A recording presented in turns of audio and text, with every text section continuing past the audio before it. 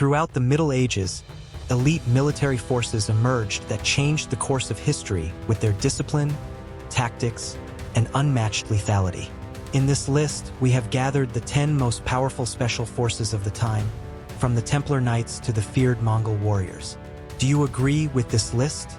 Comment below and tell us which of these units was the most ruthless. 10th, Housecarls, Viking and Saxon England, 9th to 11th century. They seemed like iron giants amid the chaos of battle, warriors who formed the living shield of Anglo-Saxon kings and Viking lords. The Housecarls were not just soldiers. They were loyal to the death, trained from youth to endure the brutality of combat. Their hands wielded the fearsome two-handed Danish axes, weapons capable of cleaving a knight and his horse with a single blow. At the Battle of Hastings in the year 1066, they were the last line of defense for King Harold II, resisting with unwavering fury against the Norman assaults. Even when William the Conqueror's arrows darkened the skies and waves of cavalry charged against them, the Housecarls fought to their last breath, proving that their loyalty extended beyond life itself. When they fell as legends. 9th, Janissaries, Ottoman Empire, 14th to 19th century. They were not born warriors, but they were shaped for war from childhood. The Janissaries, the elite force of the Ottoman Empire, were not just soldiers. They were human weapons, forged under the rigid fearsome system, which turned Christian children forcibly recruited into unbeatable combat machines. They were trained to obey only the Sultan, isolated from the outside world and molded in absolute discipline.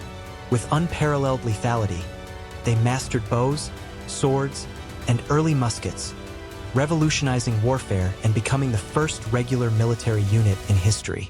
At the Siege of Constantinople in the year 1453, they were the ones who breached the city's walls, facing the desperate resistance of the Byzantines with relentless precision.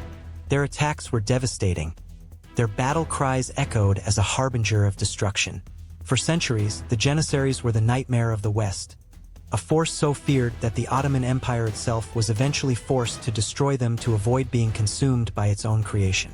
8th, Mamluks, Egypt and the Middle East, 9th to 16th century. They were taken from their lands as children, sold as slaves, and forced into a cruel destiny. But instead of bowing, the Mamluks forged a new identity, that of unbeatable warriors, masters of the sword and the saddle, who would soon become the true rulers of Egypt. Created to fight, their training was brutal, exhausting days of archery on horseback, relentless duels with lances, and a discipline that made them immortal on the battlefield.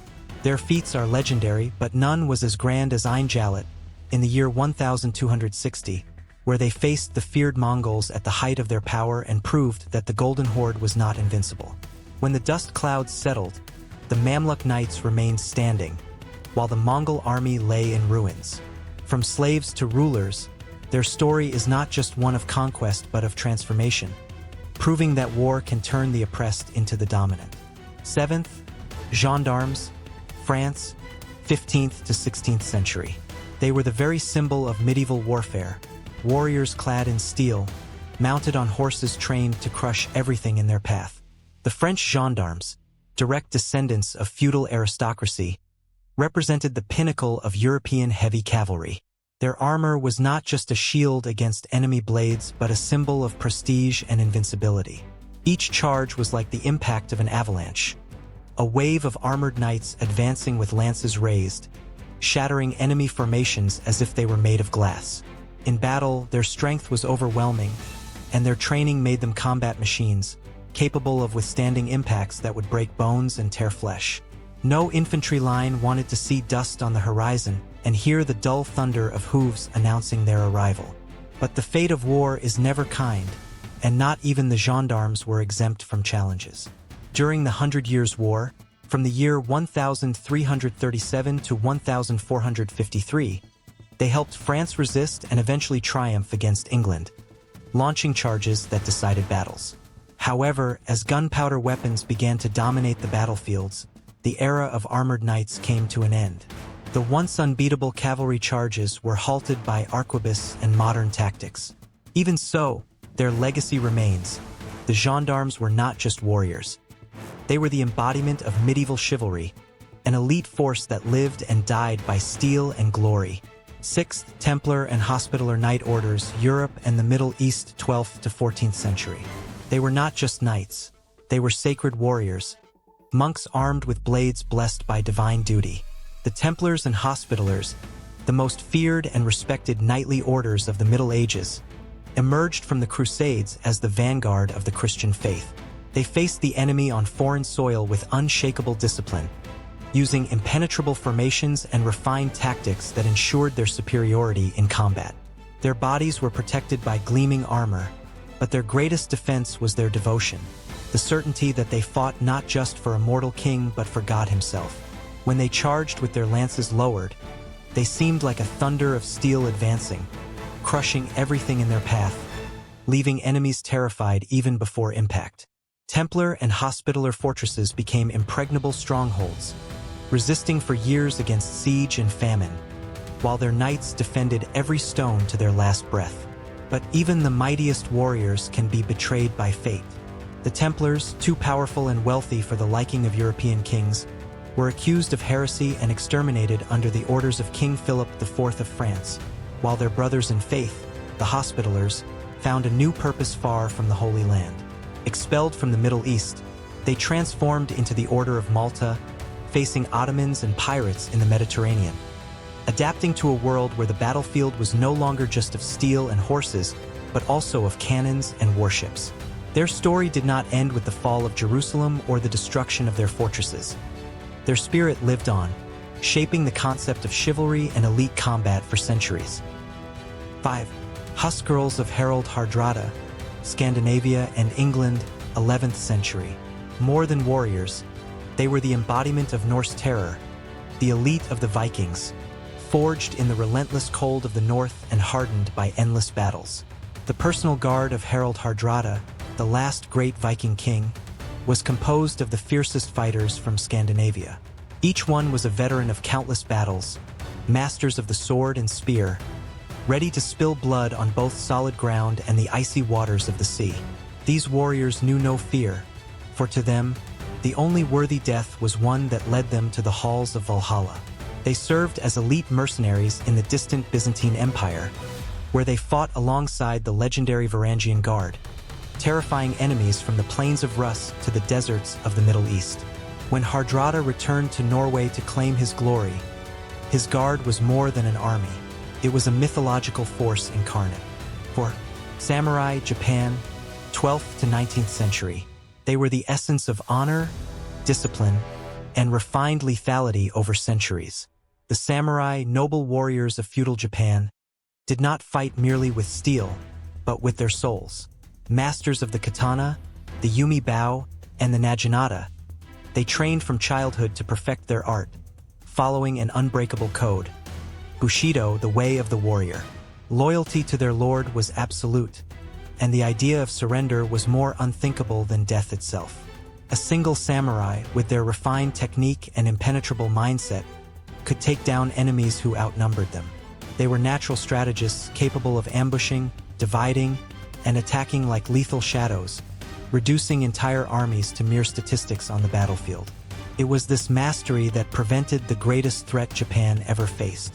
In 1274 and 1281, the Mongols, masters of war across Eurasia, attempted to invade the archipelago. In overwhelming numbers, they used tactics never before seen by the Japanese. But the samurai resisted with cunning and bravery, facing the invaders in bloody and intense combat. In the end, nature itself seemed to fight on their side. The divine winds, the kamikazes, devastated the Mongol fleet, ensuring a definitive victory. Thus, the samurai not only protected their land, they ensured the continuity of a culture, a legacy that would endure for centuries, inspiring generations to seek the balance between the sword and the spirit. 3. Varangians, Byzantine Emperor's Guard, 10th to 14th century. Considered living legends within the Byzantine Empire itself.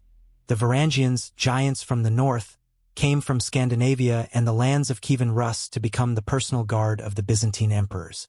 Wielding massive two-handed Danish axes, these elite soldiers feared not death, but dishonor. Their loyalty was absolute. Once they swore to protect the throne, they kept their promise until their last breath. Many of them had sailed icy seas, sacked fortresses, and survived countless battles before even setting foot in Constantinople. But within the Golden Palaces, they became the last bastion of imperial order, feared by both enemies and the Byzantine nobility alike. When the empire was threatened, it was the Varangians who charged against the invaders, crushing rebellions and protecting the city from external forces. At the gates of Constantinople, their sharp blades halted countless Arab and Norman offensives. During the Crusades, they fought fiercely to keep the city safe, even challenging Western knights who were once considered allies. But like all eras of glory, theirs too came to an end. With the decline of the Byzantine Empire, their strength faded until they disappeared entirely. Yet, their deeds echo in history. Men of the North, forged in cold and blood, who were the guardians of one of the most coveted cities in medieval history. 2. Mongol cavalry, Mongol Empire, 13th to 14th century. They were like a storm over the medieval world, swift, relentless, unpredictable. The Mongol warriors, shaped by the icy winds of the Central Asian steppes, were a force without equal. Mounted on hardy horses, capable of covering over 150 kilometers a day, they dominated the battlefields with their composite bows, a deadly weapon that allowed them to shoot arrows with precision even at full gallop. Their strategy was as lethal as their weapons. They feigned retreats to lure enemies into ambushes, attacked on multiple fronts, and used psychological warfare to spread terror even before their armies arrived. Wherever they marched, cities burned and empires fell. Commanding this war machine was Genghis Khan, a military genius who transformed scattered tribes into an empire stretching from China to Europe. Under his command, the Mongols annihilated Christian, Islamic, and Chinese armies, crushing entire kingdoms and dynasties. No fortress seemed safe, no army large enough. Cities like Baghdad, Kiev, and Beijing succumbed to their fury, and even the Templars and European knights, accustomed to the most brutal wars, were swept aside in humiliation. The terror they inspired was so profound that, even centuries later, their names still echoed as a grim warning. When the Mongols arrived, only ashes remained. 1. Teutonic Knights, Germany, 12th to 16th century. On the battlefield, they seemed like specters of steel advancing fearlessly, imposing and immortal. The Teutonic Knights, one of the most feared orders of the Middle Ages, were much more than warrior monks. They were the blade of Christianity in Eastern Europe, an unstoppable force that swept everything in their path. Fanatical in their mission, they wore armor so resilient that arrows and spears often bounced off without effect. Their training was brutal, their code of war non-negotiable, and their tactics stood out among all orders of chivalry. While the Templars protected the path to the Holy Land and the Hospitallers defended fortresses in the Middle East, the Teutonic Knights marched into the unknown, conquering pagan lands and spreading the Iron Cross under the edge of the sword. For over 2 centuries, they dominated vast regions of Prussia, Poland, and Lithuania, facing armies often superior in number but rarely in skill. Each battle was a demonstration of unshakable discipline.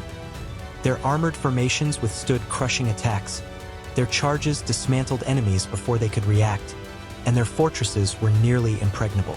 Even against the fury of Baltic and Slavic warriors, the Teutonic Knights held their ground, conquering and ruling with an iron fist.